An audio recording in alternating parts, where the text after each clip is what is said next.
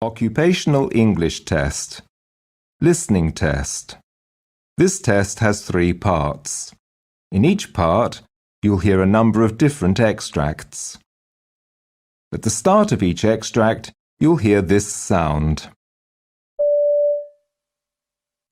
You'll have time to read the questions before you hear each extract, and you'll hear each extract once only.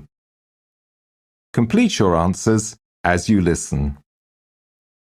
At the end of the test, you'll have 2 minutes to check your answers. Part A. In this part of the test, you'll hear 2 different extracts. In each extract, a health professional is talking to a patient. For questions 1 to 24, complete the notes with information you hear. Now, look at the notes for extract 1.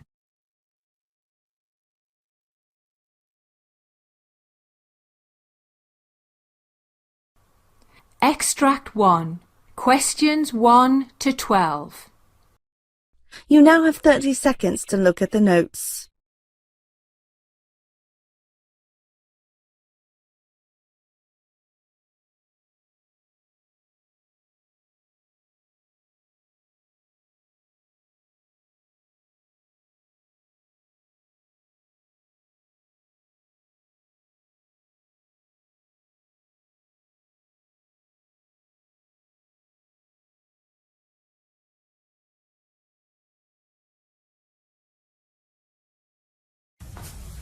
Could you please state your name and your birth date? Why are you asking me this? Well, I just want to make sure that you are who I think you are. Well, that's a good idea. Ron Jones, December 15th, 1955. Okay, and this is really just a safety check just to make sure I've got the correct patient. And I do. My name is Sue, and I'm one of the nurses here. Pleased to meet you. Thank you. I'm going to just be asking you a few questions, a bit of a history, and I may be taking notes. It's just about that. So, what brings you to our clinic today? I've got a cough, but I've had a cough for a while now. This past week, it seems to be getting worse, and I'm coughing stuff up. Some stuff. Can you tell me about the stuff you're coughing up or the sputum you're bringing up? It seems yellowish, but maybe sometimes greenish looking. And how are you feeling generally overall? Well, I feel a bit tired all the time. Okay. Are you having any fever or chills? No. No? Are you on any medications? Yes, I had been taking some antibiotics. Okay. They didn't seem to do much, so I stopped taking them. Okay, well, I'm just going to give you a little information. Antibiotics work best when you take the whole dosage. If you start and stop them, the bacteria might not be killed, and then it can come back and be a little bit stronger. And it's one of the medications where you should take the whole dose with, and it's usually only 7 or 10 days at a time, but you should take all of it.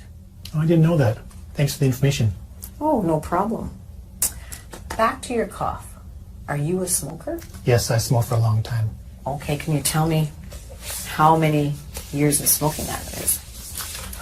2 packs a day, just about. And for how long? 35 years now. Have you ever thought about quitting? Yes, but it's really hard now.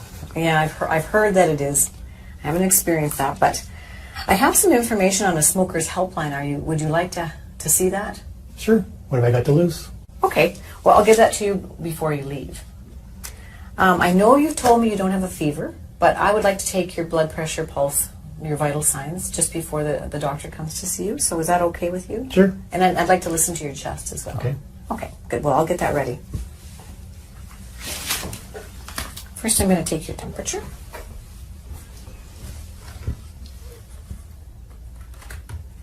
Okay. So just stick this under your tongue. I'll hold it because it's kind of heavy. Should be beeping in a minute. Great. Okay. I'm just going to put this in the garbage.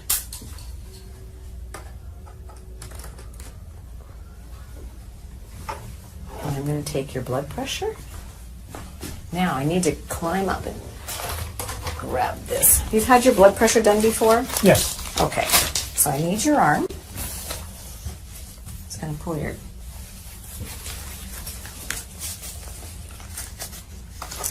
And I'm going to have to get my stethoscope. And have you had your blood pressure done before? Yes. Okay, do you know what it is? No. No. Now I'll take your blood pressure.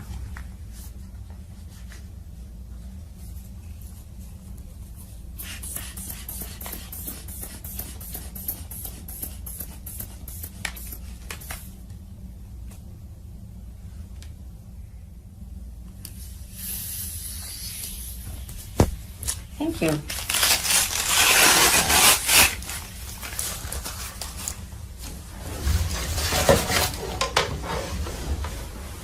Now, lastly, I'll check your pulse.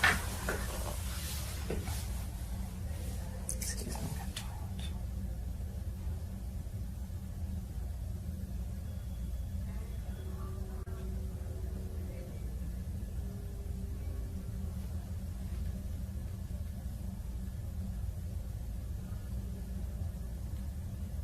Okay, good. Thanks. Now, your temperature is 37, your pulse is 88, your blood pressure is 150/84, and your respirations were 16. Now, I need to listen to your chest sounds. It's the last part. I'll do that. Can you take a deep breath in and breathe out? And again. One more time. And again. Okay, great. I hear wheezing in the lower part of your lungs. Do you feel that when you're breathing? I think so, yeah. Yeah. Okay, so I've got your vital signs and I've listened to your chest with some wheezing. The doctor's going to be coming in next. I'm just going to give her the results of what I've just done, and she'll come and visit with you, and then I'll see you after that. Okay, Okay, thanks. good. All right.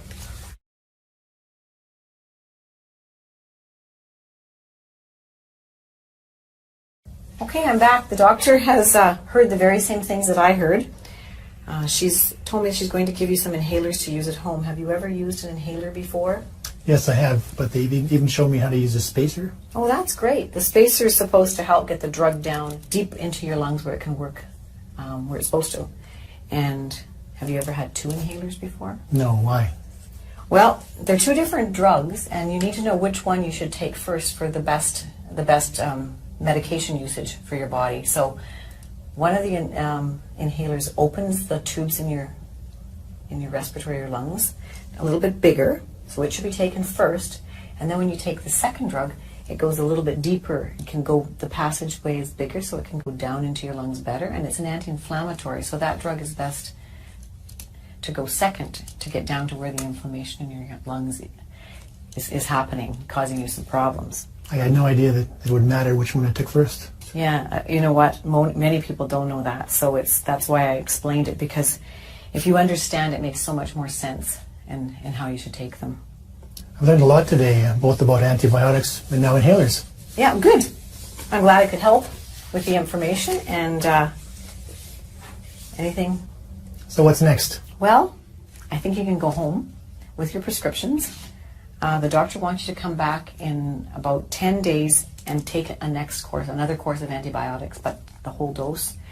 And 10 days later from now, you can make an appointment. So you make the appointment today on your way out, and you'll be seen again then.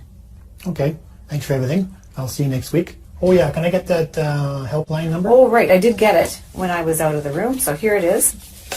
It's for you, the helpline number, and you give them a call and see what happens. Okay, thanks. Okay, great. Bye. Bye-bye.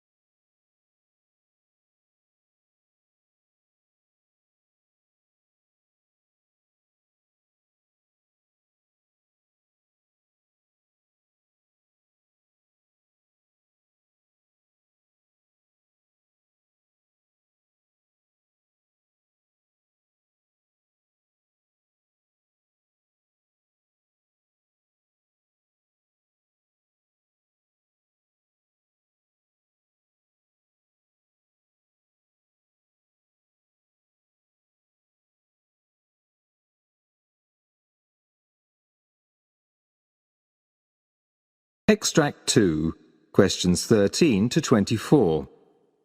For questions 13 to 24, complete the notes with a word or short phrase. You now have 30 seconds to look at the notes.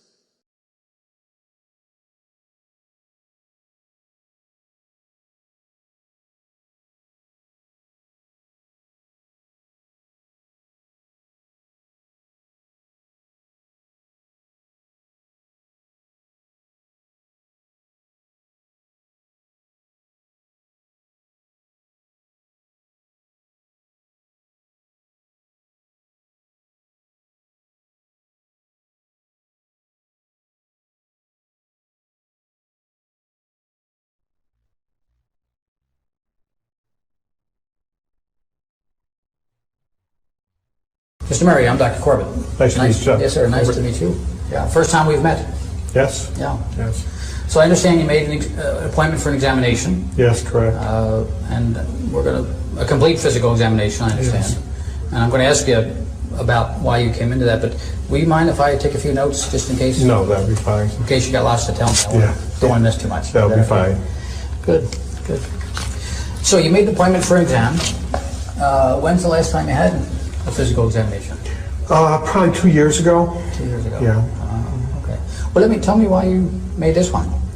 Well, I had these chronic headaches going on that I've had for about 3 months now, and they're just not getting any better, and I want to see if there's something we can do about it. So when you say chronic, you're referring to the fact that they've just been steady for 3 months, or they've been longer than that? Well, it started 3 months ago, and they were like every other day or so, and now I'm having them every day. And So you have no days when you don't have a headache? I have a headache every day. But at the beginning, it didn't seem to be quite as noticeable then for you. No. Describe the headaches. Where are they, and what do they feel like? They start at the back of my head here, and they kind of come up around my temples, I guess you call it, and into the front of my head. Sometimes they're throbbing. Other times they're not quite as bad. So it's both sides of your... Yes. It starts in the back and comes up the front. Correct. Do you have a headache all the time, or does it just come in episodes? Well, I have a headache all the time until I take something. I take Advil and Tylenol that seem to help it, and that eases it up. Is it ever gone?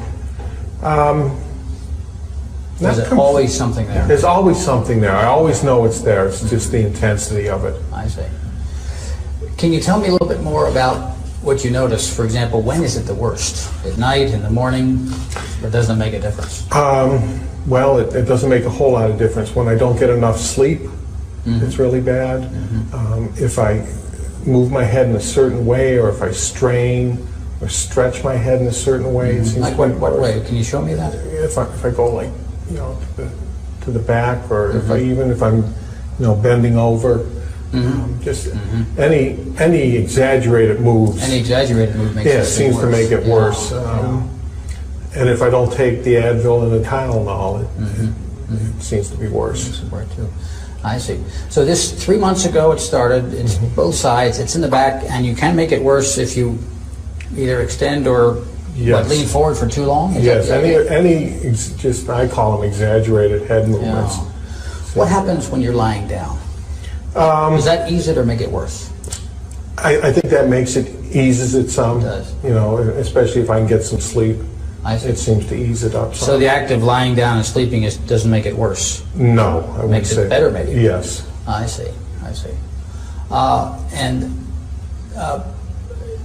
Does it change based on if you're eating, for example? No. Does eating make it worse or better? No, eating doesn't seem to. So having a full stomach doesn't seem to bother it at all. How about if you're concentrating? Is when you're driving or reading? No, it doesn't make it worse, except when it's really bad. I have a hard time focusing. Okay, that's helpful. Yeah. Does it ever seem to be more one side than the other? No, it always seems to come up and be just kind of like meets in the middle. Meets in the middle, huh? Starts in the back, goes around, meets in the middle. Like a tight band. Yep. And the part that's always there is what? In the back or all over? I would say in the back. In the back too. It always starts in the back. I got rear-ended in a car accident, and I can remember my neck got jerked, and I had a sore neck for a couple days, and then the headache started shortly after that. So that accident started this thing off. That's when it all So started. you had no headache before this? No, I had no That's helpful. previous headache. So tell me about that. How fast were you? Were they going? Well, it wasn't very fast. It was in a parking lot, and I was backing out, and somebody else was backing out the other way, and we met. And I just remember that jerk of my head, Gotcha. and having a stiff, sore neck. So both cars couldn't have been going more than start up? Yeah. Okay. 5 miles an hour or something like that. Did you strike your head when that happened? No. Did you recall? Not that I recall. Yeah. I just remember it kind of being, I guess they call it whiplash. Did you get out of the car right away? No, I sat there for a few minutes, and then I got out of the Did car. you? It startled me. Did you? Yeah. Then you said the headache started after that. How long after the actual accident did the headache start? 3 or 4 days after. So it wasn't right away. There was a Wasn't little right bit of a away, warm-up. yeah. There was a kind of an interval in there where you Yes. felt fine. I see. Did you think that you had hurt yourself? I didn't think I really had hurt myself. I didn't, I felt startled and, just kind of shaken, but I didn't feel like I was really injured. It didn't. Okay. I didn't go to the hospital or anything like that. Yeah. Have you? And you said you take some things for it. What actually helps it? What do you? Tylenol and Advil. I take, I guess it's, How much do you take? I take a lot. I take 16 Advils, 4 tabs, 4 times a day, Wow. and I take, Self-prescribed? yes, 2 Tylenols 4 times a day. So I'm taking 8 Tylenol and 16. 24 pills a day. Wow. I take it you warmed up to that you weren't using Right. it. I started out I with see. less and it wasn't working, so I just I kept see. adding to it, and it does give me some relief. It's a lot of medication. It doesn't, yeah, it seems like too much. That's one Does of that- the reasons I came to see you. Good for you. Yeah. Does that mean it just keeps getting worse? The headaches just kept getting worse in the severity of them, yes. Yeah. That's a lot of medication. Yes. Before you had this accident, did you use those medications much, if at all? No, very seldom. No, never had to take that kind of thing with No. any regularity? No. Okay, okay. I need to know, too, what else do you experience? Anything else? Does this make your body feel different or painful or uncomfortable in any way? It makes you feel stressed. I feel stressful with it. I can't sleep well. It's uncomfortable. Yeah. It's just kind of a nagging thing that's there all the time. Does it bother your shoulders, your arms? You feel anything down here? No, Strength, pretty good. tingling? No, not really. How about just being able to use your arms in normal motion? Yeah, That's not disturbed at all? No, that's fine. I see, That's I fine. see. Wow, so you had an accident, took a couple of days for this thing to get to you, 3 or 4 days, but then it started bothering you and persist, and now almost has this stubborn worsening. Is that what I'm... Daily. Daily. And what kind of work do you do? I work in a car dealership. I'm a service manager. Oh, yeah. Yeah. So has this had an impact on your ability to just do your normal stuff? Well, again, it has in that it's uncomfortable. I feel stressed because of it. I'm able to do my job. I So like you my can job. do your work? Have you missed any days from work? I think I missed 2 days in the beginning, but I've been at work since then. I'm able to go to work, but I make sure I have my Advil and Tylenol with me. Other than that, I'm working. You sound like a okay. great employee to me. To work through this kind of thing is pretty difficult. Well, I like what I do. I work on vintage cars on the side. I see. Yeah. So I Okay. try to make it. I have a sense of what you're telling me. What's your diagnosis? I don't know if I did something to my spinal column back there. I don't know what you guys call it, but something happened when I got hit, is what I think. A jerk did something. Other than that, I don't know what it is. But you're fairly sure there was a couple of days in there where it wasn't obvious to you that there was anything wrong? Other than it just being sore. Okay. It was sore and stiff, but the headaches didn't start, like I said, till about 3 or 4 days later. So there was some discomfort Yes, right there away. was. But you would call it more soreness or stiffness Yes. than actual headache that like you're Right, having now. Okay. right. Gotcha, yeah. I need to know a few more things Okay. about the effect of this on you. How's your sleeping? Do you sleep okay? And I don't sleep well at all. Why not? The headache, the discomfort. It's hard to get to sleep. I sometimes can get to sleep and then the headache wakes me up.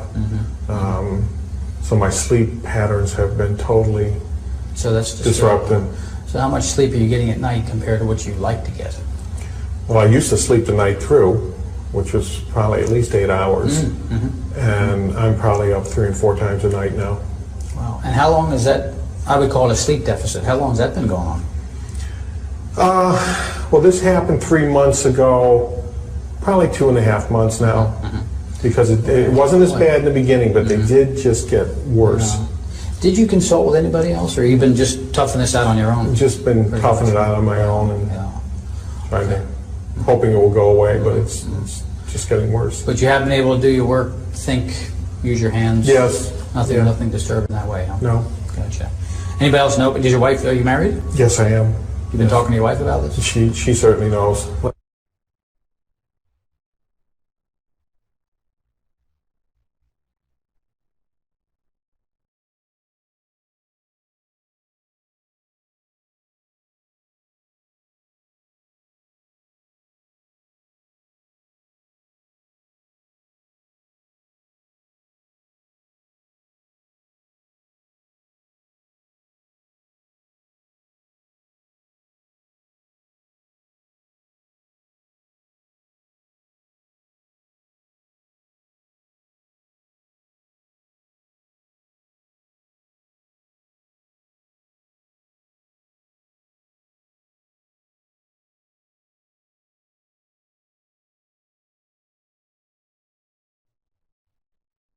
That is the end of Part A. Now look at Part B. Part B. In this part of the test, you will hear 6 different extracts. In each extract, you'll hear people talking in a different healthcare environment. For examples 25 to 30, choose the best answer, A, B, or C, which fits best according to what you hear. For you will have time to read each question before you listen to the audio. Complete the answers as you listen to the audio. Now look at question 25. You hear a discussion between 2 doctors about the complications which are expected at a later stage following heart attack.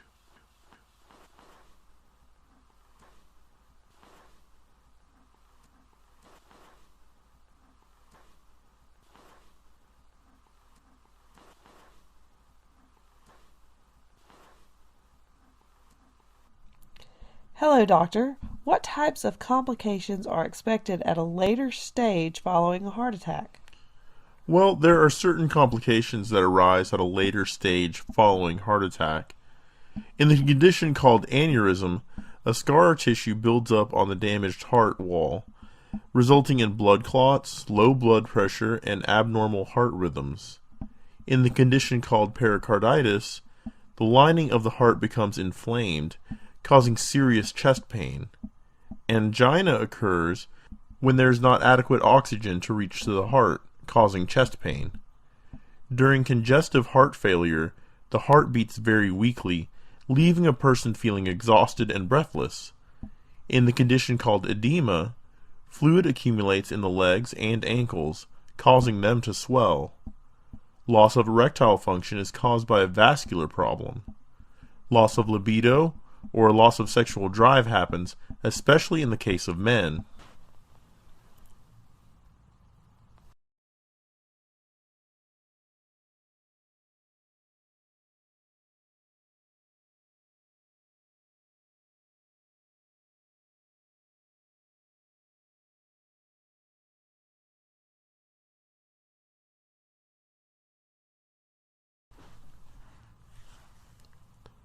Question 26. You hear a discussion between a doctor and a nurse about uterine fibroids.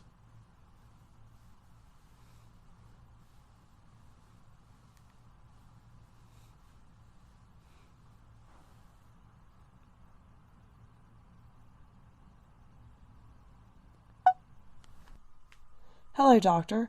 What are uterine fibroids? Well, uterine fibroids are benign tumors that may grow in various parts of the uterus of a woman. Intramural fibroids are the most common type of fibroid that appear within the muscular wall of the uterus. Intramural fibroids can grow larger and stretch the womb.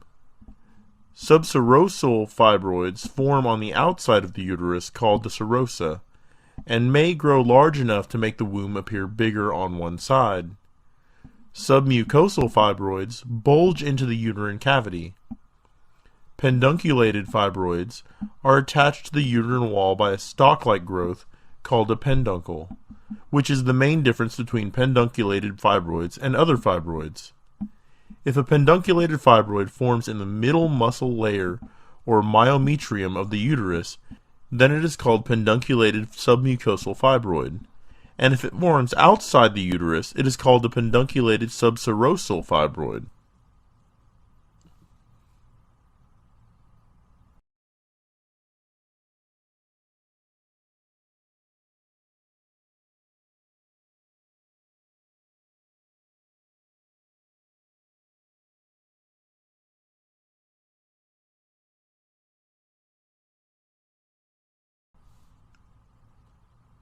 Question 27.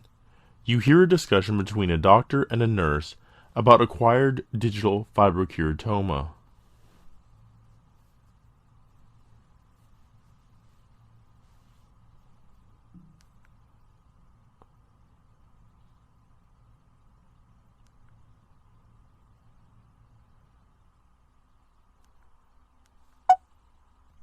Hello, doctor. What is acquired digital fibrokeratoma? Well, an acquired digital fibrokeratoma is a benign tumor usually occurring on the fingers and toes, which is an uncommon condition often seen in middle-aged people. Usually the tumors have a dome-shaped appearance, but can also look like elongated projections in some cases. Acquired digital fibrokeratoma lesions are usually isolated, but are also associated with other tumors, in very rare cases. A type 1 acquired digital fibrokeratoma lesion is dome-shaped and has a dermal core that is made up of a thick, intertwined bundles of collagen, which are typically oriented along the lesion's vertical axis. There are numerous capillaries, thin elastic fibers, and fibroblasts between the bundles of collagen. The type 2 acquired digital fibrokeratoma lesions are less common. Although they appear similar to type 1 tumors, histologically they are typically tall and also have a considerably higher number of fibroblasts and fewer elastic fibers. A type 3 acquired digital fibrokeratoma is very rare, and the tumors are fluid-filled and have fewer elastic fibers. The lesions can be flat to dome-shaped.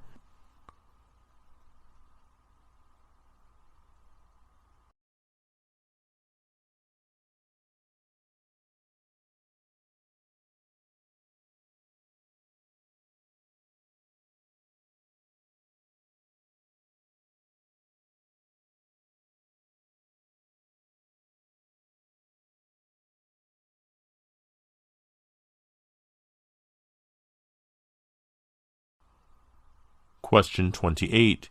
You hear a discussion between a doctor and a nurse about pelvic organ prolapse.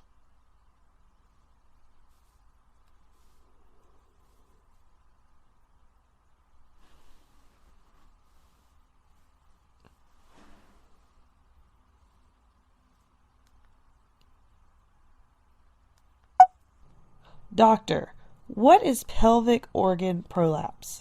Well, pelvic organ prolapse refers to the condition in which one or more of the pelvic organs suffers descent from their normal position in the pelvis. It may be congenital, or acquired defect, or weakness in the normal pelvic supporting structures. The anatomical categorization describes which organ is primarily involved in the descent. Urethrocele involves the anterior vaginal wall, and urethra descend into the vaginal opening.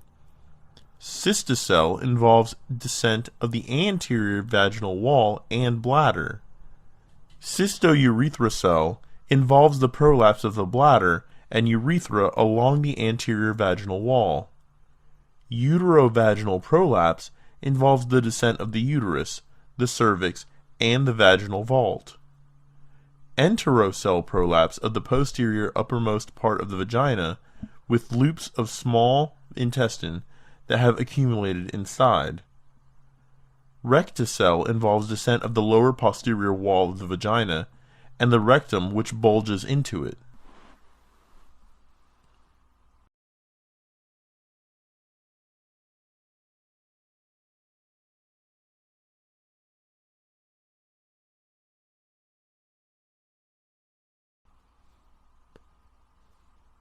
Question 29.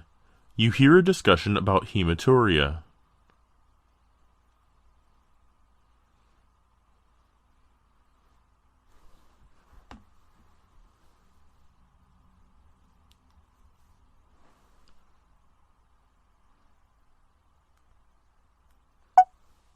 Hello, doctor. What is hematuria?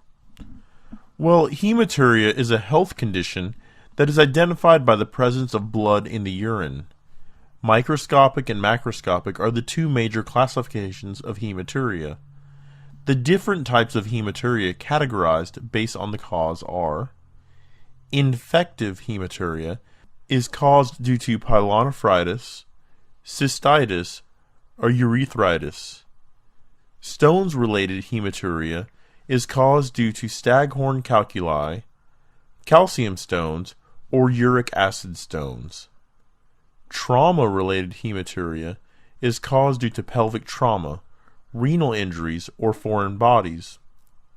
Renal hematuria is caused due to immunoglobulin A nephropathy, hereditary nephritis, medullary sponge kidney, or thin basement membrane diseases. Latrogenic hematuria is caused due to recent endoscopic procedure, transrectal ultrasound, traumatic catheterization, radiation, indwelling ureteric stents, renal biopsy, extracorporeal shockwave lithotripsy. Benign hematuria is caused due to strictures, renal masses, or benign prostatic hypertrophy.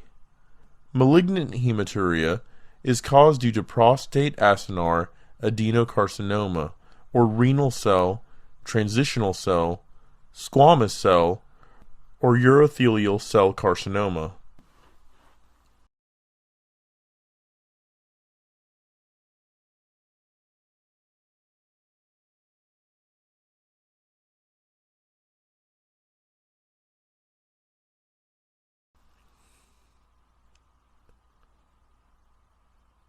Question 30. You hear a discussion about types of collagen and associated disorders.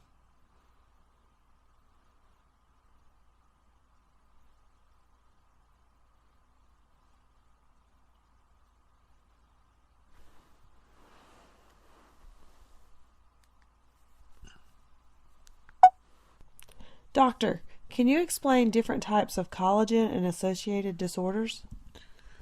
Well, there are about 29 genetically distinct collagens present in animal tissues. Collagen types 1, 2, 3, 5, and 11 self-assemble into D-periodic cross-striated fibrils. Here, the D is about 67 nanometers, and there is characteristic axial periodicity of collagen. Type 1 collagen is found throughout the body except in cartilaginous tissues. It is the main component of bone. It is also synthesized in response to injury and in fibrous nodules and fibrous diseases. Type 2 collagen is the main component of cartilage. It is also found in developing cornea and vitreous humor. These are formed from 2 or more collagens or copolymers rather than a single type of collagen. Type 3 collagen is found in the walls of arteries and other hollow organs and usually occurs in the same fibril with type 1 collagen. Type 4 forms the basis of cell basement membrane. Type 5 collagen and type 11 collagen are minor components of tissue and occurs fibrils with type 1 and type 2 collagen respectively.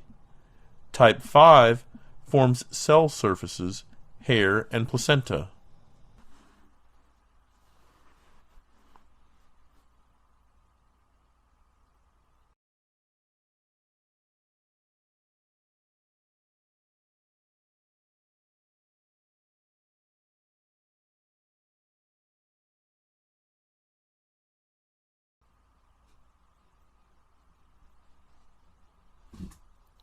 That is the end of Part B.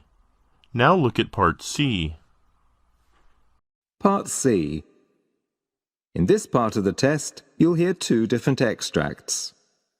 In each extract, you'll hear health professionals talking about aspects of their work. For questions 31 to 42, choose the answer A, B, or C, which fits best according to what you hear. Complete your answers as you listen. Now look at Extract 1. Extract 1, questions 31 to 36.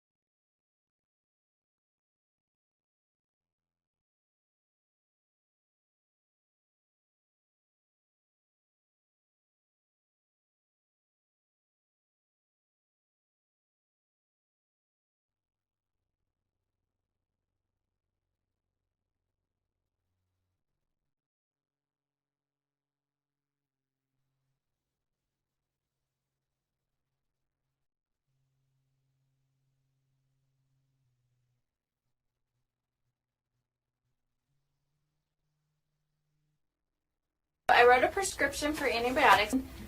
I did want to talk to you though. I'm a little bit concerned looking through his chart at how many ear infections he's had recently, and I noticed that you had checked the box that someone's smoking in the home, so I was wondering if you can tell me a little more about that.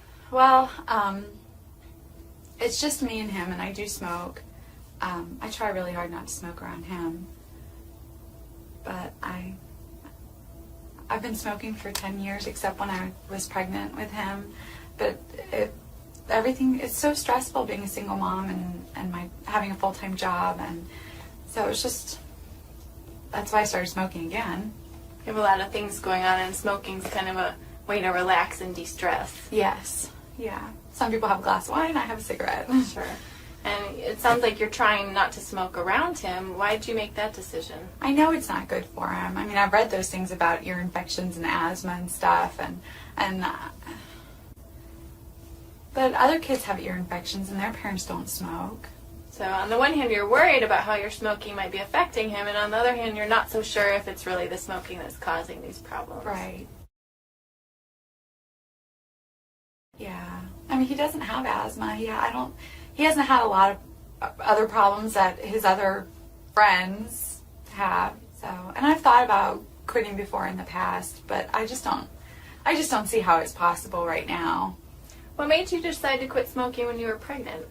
Well, he was inside me and we were sharing everything, and I knew that he would get some of that, and I just didn't think I could live with myself if something happened to him. Right now, though, it feels almost too difficult to even manage or even to try. Yeah, exactly. How were you successful when you quit before?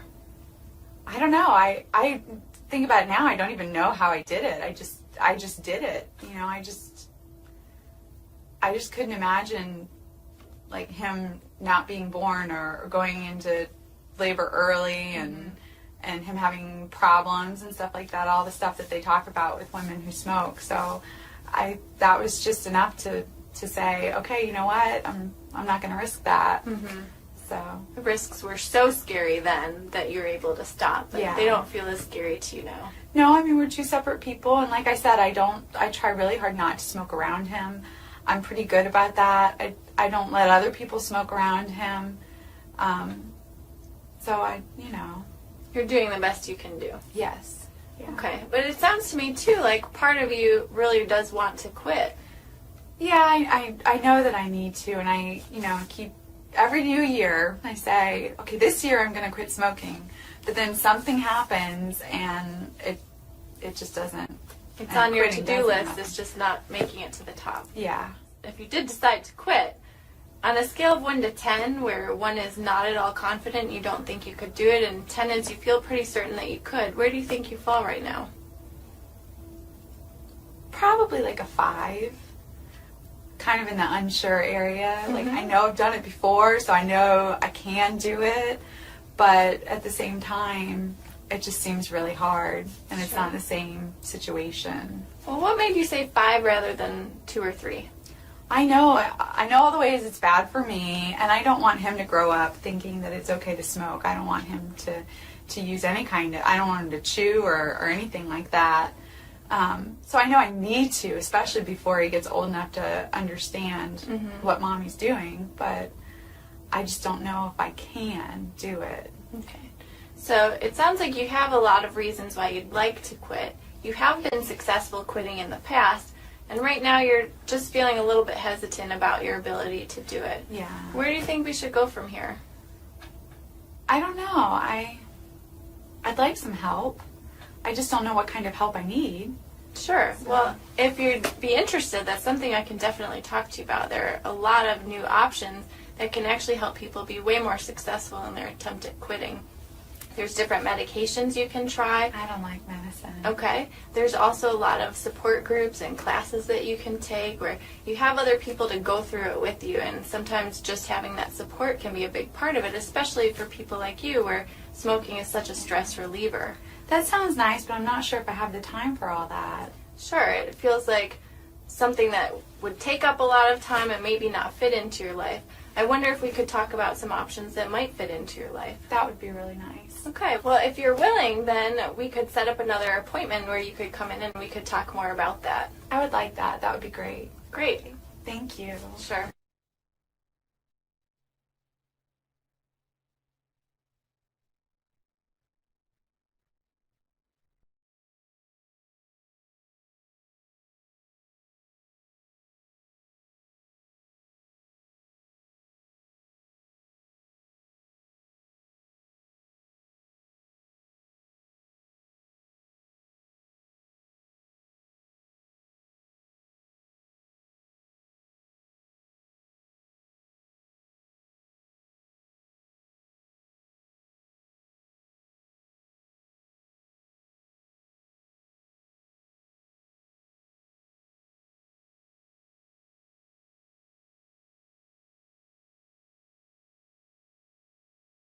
Look at Extract 2. Extract 2, questions 37 to 42. You hear an interview with an ophthalmologist called Dr. Marcus Kane, who's talking about age-related macular degeneration, AMD. You now have 90 seconds to read questions 37 to 42.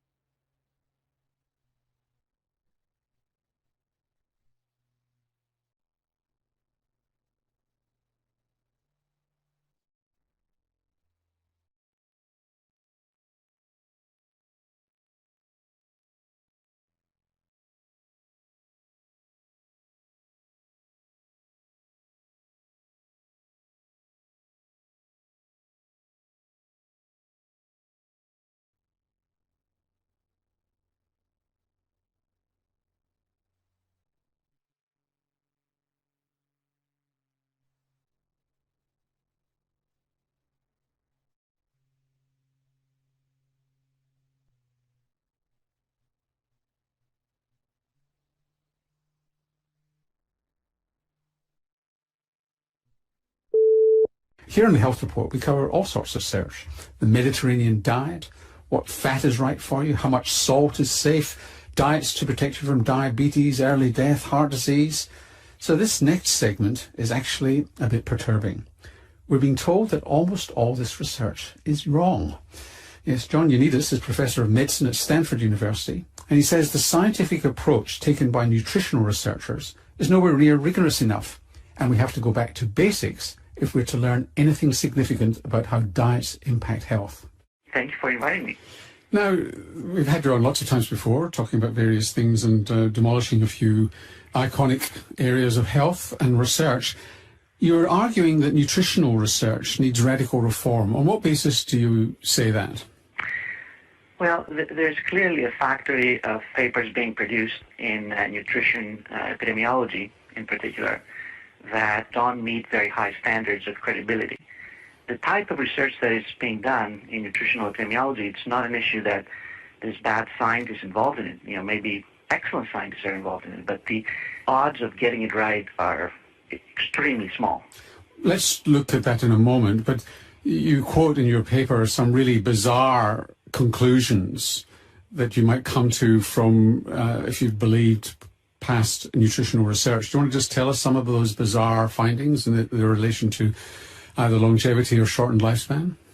Most of these studies are not experimental, they're not randomized, they're just observing people who report what they eat, and they take that seriously, that this is reflecting exactly what they ate, which is one major assumption. Second, people take these behaviors and these numbers as causal, which means that they look at the numbers and they translate them to an effect of these nutrients or of these foods on mortality. And then they also make another assumption that these risks are applicable to the entire lifespan. So then, let's take a number like 15% relative risk reduction in mortality or 15% increase in survival, which is the typical number that comes out of these studies. And this is the number that is the summary of all the data, for example, on what is the benefit with eating 12 hazelnuts a day. If you translate that to a gain in survival, you take 80 years, you multiply that by 15%. This looks like a 12-year gain in survival just by eating 12 hazelnuts a day, or literally one hazelnut a day would give you one more year of life as a benefit. It's a ridiculous calculation. It is not so, of course. Even if you believe that one of these foods or one of these nutrients or a couple of them may be important, it's impossible to believe that every single food, every single nutrient will have such tremendous benefits or such tremendous risks. So you get there because of there's multiple levels of unreliability. Is that what it is? That essentially the food diary is unreliable, they're not controlling for other factors such as education and other environmental factors properly, and they all conflate together to give you bizarre results? Is that what's going on? Exactly. It's a problem at multiple levels. It's an extremely difficult field to study. And it doesn't mean that observational studies, that epidemiological studies get it wrong all the time. In many other fields, the problems are much more straightforward. For example, we know for sure that smoking is killing zillions of people. It will kill 1 billion people in the next century unless we do something. But the effect of smoking is huge. The risk increases 20-fold if someone is smoking for getting lung cancer. But just to challenge you on that, whilst we're confident in smoking, why are we confident in smoking and not in coffee? Because there have been no randomized controlled trials of getting people to smoke and other people not to smoke. I mean, so that's still on observational studies, is it not? The major difference with smoking is that the effect is tremendous. We're talking, as I said, of a 20-fold increase in risk of lung cancer, 10-fold increase in cardiovascular disease. Many other diseases have tremendous increase in risk. For each single nutrient, each single things that we eat or drink, the effects, even if you take these studies literally, are much, much, much smaller. And based on what we know from some randomized trials that we have done, the effects are pretty much close to null, if not exactly null. I mean, it's very likely that they're exactly null, which means that it's a complete waste to even try to pursue them any further. What about... We cannot really use epidemiology to study a relative risk of 1.01. we can do it, study a relative risk of 20, which is what is the case for smoking. And just to dissect that out for people who don't know the statistics, is that 1.01 is, there's no effect, 1.01 is just tiny, whereas 20, an effect of 20 is 20 times the risk. So 1.01 is just a little bit over what would be normal and probably within normal limits. So what about eating patterns? I mean, you yourself have been involved in trials of the Mediterranean diet. So I think that eating patterns, in theory, might be able to get you a little bit of that complexity of all these nutrients interacting together. But even those are very difficult, if not impossible, to study within an observational context. Again, you have most of these problems operating. Number one, you need to ask people what type of eating pattern they're following, and responses may be accurate or very often may be very inaccurate, especially if you try to recall what you ate and tell what you're doing. Just try to yourself and see whether that information would be reliable. The second problem is that you still have extreme complexity among all these nutrients. We have over 200,000 different foods that you can combine in different ways. There's no clear eating pattern that each one of us is following. We follow different eating patterns in different periods of our lives and different days even. And it also changes all the time. If you superimpose the way that we react to all of these chemicals that we digest, our metabolic profile, also our genetic profile might affect how we react. Circumstances, our environment, socioeconomic factors that dictate what we decide to eat or not eat, and what we do or don't do with our life at the same time. It's an extremely complex system.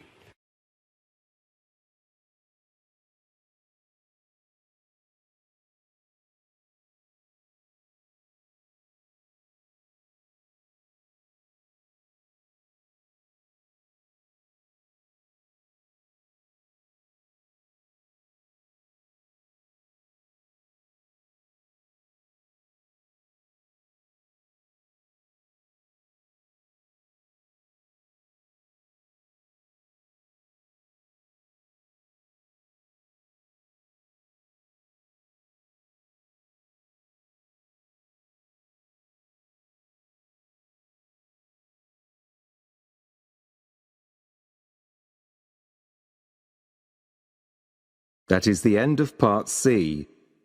You now have 2 minutes to check your answers.